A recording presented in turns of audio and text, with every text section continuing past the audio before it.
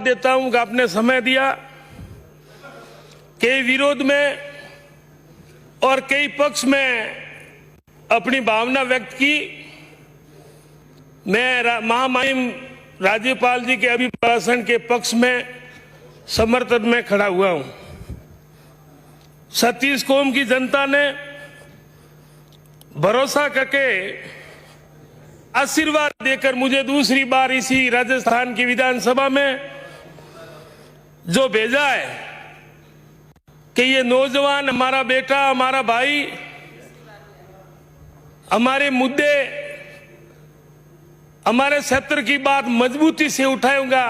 कोई नहीं है क्या? तो मैं छत्तीस कौम का आभार व्यक्त करता हूं कि आपके भरोसे पर खरा उतरूंगा और एक एक बात उठाऊंगा, गूंगा बन के नहीं बैठूंगा। माननीय सभापति महोदय, जो असंभव को संभव किया कि जिस वर्ग और जाति से मैं आता हूं, एक साधारण परिवार के व्यक्ति को दूसरी बार जो भरोसा किया है, और मैं कांग्रेस पार्टी का भी आभारी हूं कि मेरे जैसे कार्यकर्ता पर भरोसा किया। माननीय सभापति महोदय, आज विधानसभा में कई बातें आई, लेकिन व्यक्ति के लिए पद बड़ा नहीं होता। शायद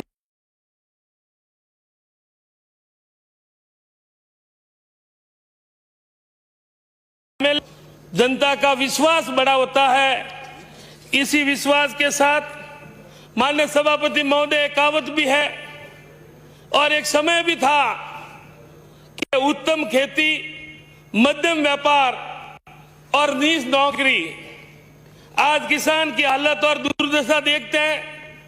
आज कई महीनों से सड़कों के ऊपर, आज ये देश के इतने बड़े लोकतंत्र के ऊपर अपन को गर्व है, लेकिन आज कोई सुनने वाला नहीं। और आज एक तरह से किसानों के साथ जो मजाक बनाया है, आज किसानों की हालत, आज उनके साथ में ऐसे शब्द कह रहे हैं कि वही किसान, वही व्यक्ति अगर इनके पक्ष में बात करता है तो वो राष्ट्र देश भगत, और अगर विरोध में बात करता है तो वही व्यक्ति खालिस्तानी, देशद्रोही और आंदोलन जीवी जैसे अशब्दों से उसे अपमानित किया जा रहा है। माननीय सभापति महोदय, ऐसे शब्द उनके लिए शोभा नहीं देते कि वो अन्नदाता है, वो किसान है। इस प्रकार की जो दुर्दशा और किसानों की हालात जो की है, आज कोई सुनने वाला नहीं। ये समझ में नहीं आ रहा कि इतना बड़ा विश्व में जो लोकतंत्र है और इस लोकतंत्र में किसान और अन्नदाता की सुनने के लिए कोई नहीं है। माननीय सभापति महोदय, आज रिफाइनरी के बारे में मैं निवेदन करता हूं कि स्थानीय लोगों को जो उम्मीद थी कि आज बाड़मेर जिले के स्थानीय युवाओं को रोजगार मिलेगा, लेकिन वहां बाहरी लोगों को रोजगार ज्यादा होने की वजह से, उदाहरण के तौर पर देखता हूं, गुजरात में खेती की जमीन कोई दूसरे राज्य का व्यक्ति नहीं खरीद सकता। कई ऐसे राज्य हैं जिसमें कानून बन गए कि दूसरे राज्यों को नौकरी नहीं मिलेगी। तो आज रिफाइनरी में बाहरी लोगों का इतनी भरमार है कि एक मजदूरी पे अगर उनको नहीं लगाया जा रहा है। हाल तो शुरुआत है, लेकिन धीरे धीरे जन भावना में ऐसा विद्रोह होकर खड़ा हो गया तो बाद में कानून कंट्रोल में नहीं रहेगा। जनता अगर सड़कों पे आ गई कि हमारा स्थानीय हक है, और कम से कम आधे लोग स्थानीय हो, मजदूर हो, उनकी गाड़ी हो, साधन हो, लेकिन आज इस तरह से रिफाइनरी में तो न्याय नहीं मिल रहा है। मैं माननीय सभापति महोदय, आपके माध्यम से निवेदन करता हूं कि जब जनता का आक्रोश फूटे, विद्रोह हो, उनसे पहले न्याय किया जाए ताकि स्थानीय लोगों को मदद मिल सके। आज स्थानीय लोगों को रोजगार देकर न्याय प्रदान करावे, अधिकारी इनको गंभीरता से ले, कोई मामूली बात नहीं ले, नहीं तो बाहरी लोगों को भारी विद्रोह के साथ में स्थानीय लोग जूतों के जोर से हटाए जाएंगे। इनको गंभीरता से ले और माननीय छत्तीस कौम को रोजगार दें। कई अन्य कंपनियां, चाहे टाटा है, टो है, LNT है, उनको वो गंभीरता से नहीं लेकर स्थानीय लोगों को मदद नहीं कर रही है। कई बड़े अधिकारियों के फोन के ऊपर साठ गांठ करके ये जयपुर से इस तरह के हथकंडे अपनाए जा रहे हैं हमारी सूफी को हमारी कमजोरी नहीं समझे कि भाई वो कमजोर है इसलिए हम उनका फायदा ले रहे हैं। माननीय सभापति महोदय, ये इनके अलावा कल मैं जब सुन रहा था, कोई व्यक्ति बोले भी, लेकिन पूरे विपक्ष के माननीय वरिष्ठ सदस्य भी हाँ में हाँ मिला रहे थे। जब एक ब्यावर से आने वाले सदस्य हमारे देश की आजादी के आंदोलन में जिनका योगदान रहा, और प्रथम शिक्षा मंत्री के बारे में, मौलाना अब्दुल कलाम जी के बारे में, और बाकी कह रहे थे जोर है, शाबाश। अरे उनके बारे में ऐसी हल्की बातें करना ये शोभा नहीं देते। उनके योगदान को भुलाया नहीं जा सकता, और मौलाना साहब के जूतों के बराबर भी मुकाबला आप नहीं कर सकते। उनका देश की आजादी में योगदान है, इस देश में योगदान है। और दूसरी बात वो कह रहे थे 22 सालों में गुजरात में कांग्रेस नहीं है इसलिए दंगे फसाद नहीं हो रहे हैं। तो क्या आप नहीं है, कांग्रेस नहीं है, तो क्या इसका मतलब आंदोलन में आपकी भूमिका थी?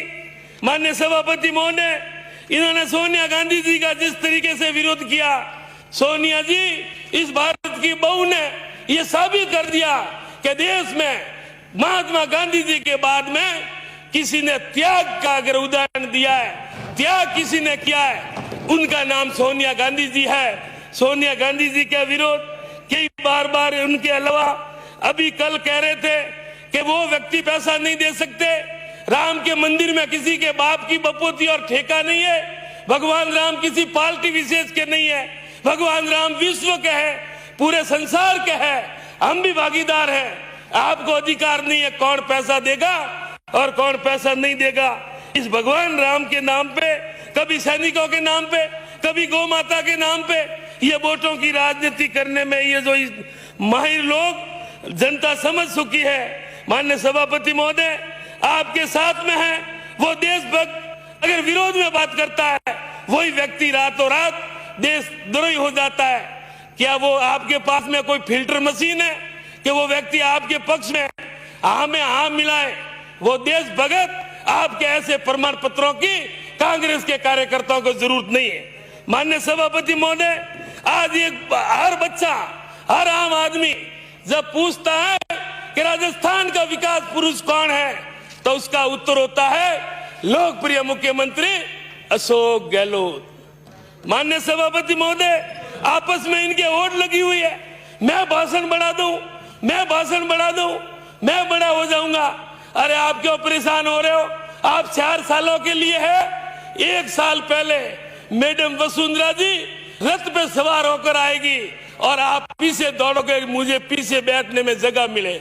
आप सेकंड वाले हो, फर्स्ट में तो मैडम आ रही है, उनकी तैयारी है, आप फिजूल में क्यों परेशान हो रहे हो? माननीय सभापति महोदय, आपस में ये होड़ लगी हुई है। लेकिन मैं आपसे निवेदन करता हूं कि आज आजादी के 70 सालों में बार बार किया जा रहा है, कांग्रेस ने 70 सालों में किया।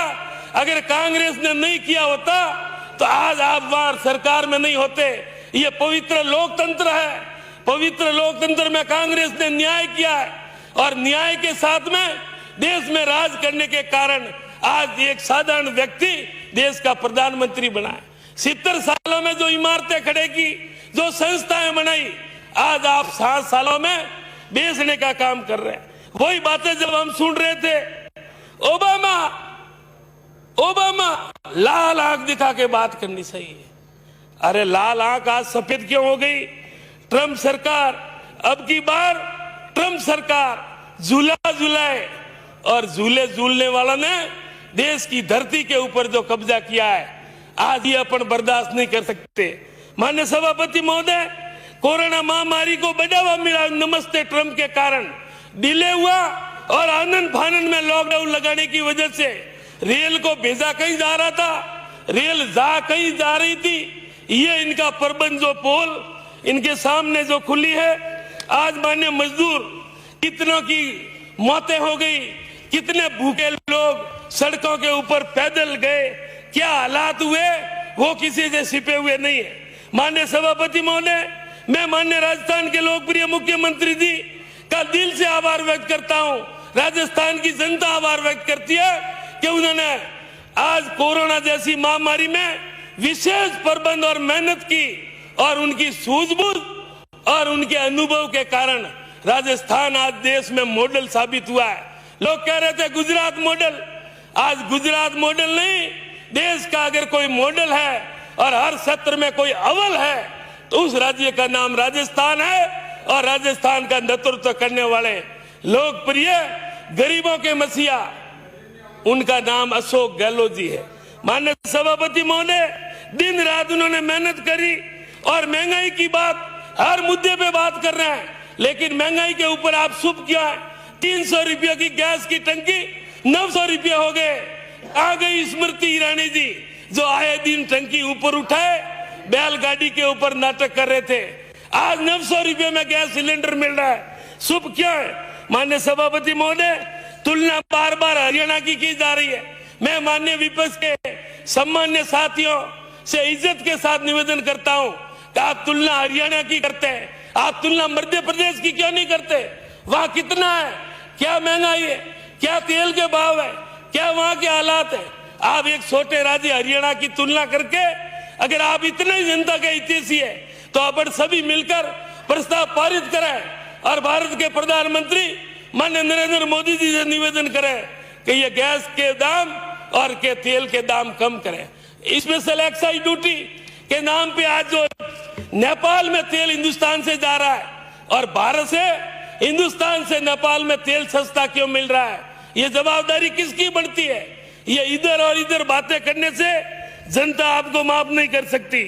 माननीय सभापति महोदय, आज ये आंदोलन जीवी जैसा शब्द माननीय प्रधानमंत्री जी के मुंह से शोभा नहीं देता।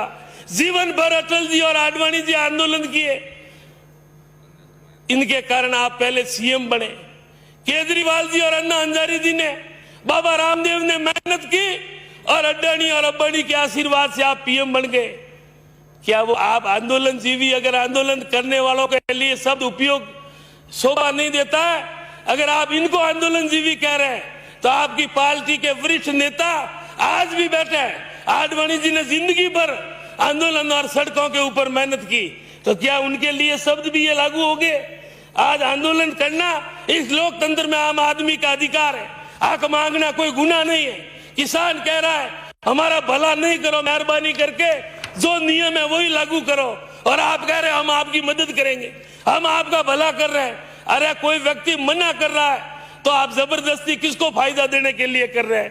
कई बातें आपने की, ए फॉर आदर्श घोटाला, के फॉर कोयला घोटाला, 2G 4G सब निर्दोष साबित हुए और आपने इतना बाउंडर मचा दिया। आज जनता पूछना चाहती है कहाँ है आपका जन लोकपाल? हम कहते थे लोकपाल, आप कहते थे जन लोकपाल, और आप लोकायुक्त की बात करते हैं। अरे जन लोकपाल कहाँ है? आपका मुंह सुप क्यों है? और गरीबों के मसीहा लोकप्रिय मुख्यमंत्री जी ने निःशुल्क दवा और पेंशन योजना देके ये साबित कर दिया कि गुजरात की बजाय राजस्थान के मुख्यमंत्री माननीय अशोक गहलोत जी ने आपके मुंह से कहना पड़ा ये तो खैरात बांट रहे, ये तो रेवड़िया बांट रहे। अरे खैरात और रेवड़िया गरीब का हितैषी बांट सकता है। उन्होंने महसूस किया गरीब की पीड़ा क्या हो सकती है। गरीब हॉस्पिटल में महंगा इलाज नहीं करवा सकता, इन्होंने फ्री दवा करके ये साबित कर दिया गरीब किसान और मजदूर का अगर कोई हितैषी है तो राजस्थान में उस व्यक्ति का नाम लोकप्रिय मुख्यमंत्री अशोक गहलोत। माननीय सभापति महोदय, आज कोई नई बात नहीं, हमेशा इनकी करनी और कथनी में अंतर रहा है। जब प्रधानमंत्री नहीं बने FDI का विरोध, आधार का विरोध, नरेगा का विरोध, GST का विरोध, और बनने के बाद में आज क्या हालात है? देश निजी हाथों में जा रहा है।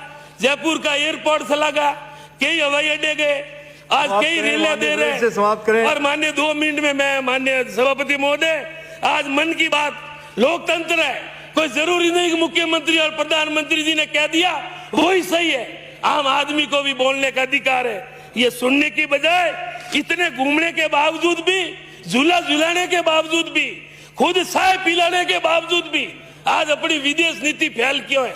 माननीय सभापति महोदय, जनता समझ गई कि आज के समय नफरत और भय का माहौल है। इतने बड़े लोकतंत्र को एक मजाक बना दिया है।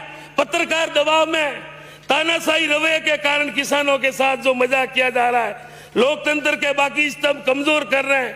माने राठौड़ साहब के मुंह से बात कर रहे थे गैंगवार, अपराध।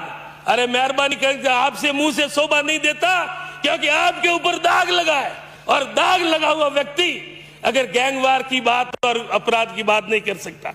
कल सूदखोर और ब्याजखोर की बात आई। मेरा आरोप है कि केंद्रीय मंत्री और संजीवनी घोटाले में क्या संबंध है, क्यों नहीं खुलासा कर सकते? माननीय सभापति महोदय, विपक्ष के साथी महंगाई पर सूप किया है, ब्याजखोरी की बात करते हैं, रोजगार की बात करता है। मैं पूछना चाहता हूं, 2 करोड़ युवाओं को रोजगार देने की बात कही, आप कह रहे हो 1, 2, 3, 10। अरे 2 करोड़ रोजगार कहाँ है? 15 लाख रुपए कहाँ है? जनता पूछ रही है। बीजेपी के राज में मुकदमे ही दर्ज नहीं हो रहे थे, और आप तुलना कर रहे हो मुकदमे। मैं धन्यवाद देता हूं राजस्थान के मुख्यमंत्री अशोक गहलोत जी और पूरी सरकार को, पूरे मंत्रिमंडल को, कि एक दिन में एसीबी के धरने से छापे पड़ रहे हैं। शायद बड़ा हो, शायद छोटा हो, ये अगर कोई हिम्मत किसी में है, वो अशोक गहलोत सरकार में है। आपके समय कोई बाबू पटवा